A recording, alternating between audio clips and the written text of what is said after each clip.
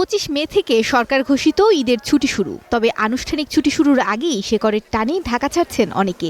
অগ্রিম টিকিট বিক্রি শেষ হওয়ায় এখন যাত্রীরা শুধু গন্তব্যে পৌঁছানোর অপেক্ষায়। কমলাপুর সহ গুরুত্বপূর্ণ স্টেশনগুলোতে সকাল থেকেই দেখা গেছে বাড়তি ভিড়।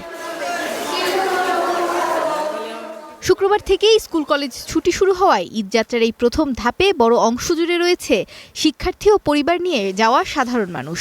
শেষ মুহূর্তের ভিড় আর ভোগান্তি এড়াতে অনেকেরই এই আগাম ঢাকা ছাড়ার সিদ্ধান্ত।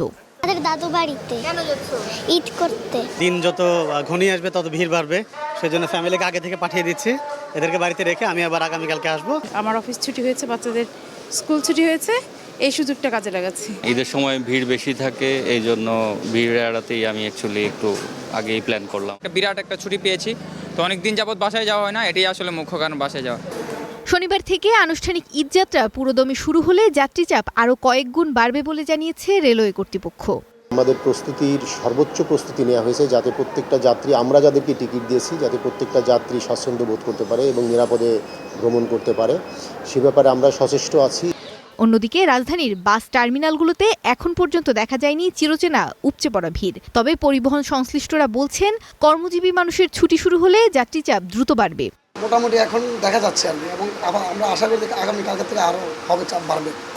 ঈদযাত্রা নির্বিঘ্ন ও নিরাপদ রাখতে সব ধরনের প্রস্তুতি সম্পন্ন করা হয়েছে বলেও জানিয়েছেন সংশ্লিষ্ট কর্তৃপক্ষ। কাউন্টার ও প্ল্যাটফর্ম এলাকায় বাড়ানো হয়েছে নিরাপত্তা ও নজরদারি। যাত্রীদের ভোগান্তি কমাতে রাখা হয়েছে অতিরিক্ত জনবল। মৌমিতা মৌ, স্টার নিউজ, ঢাকা।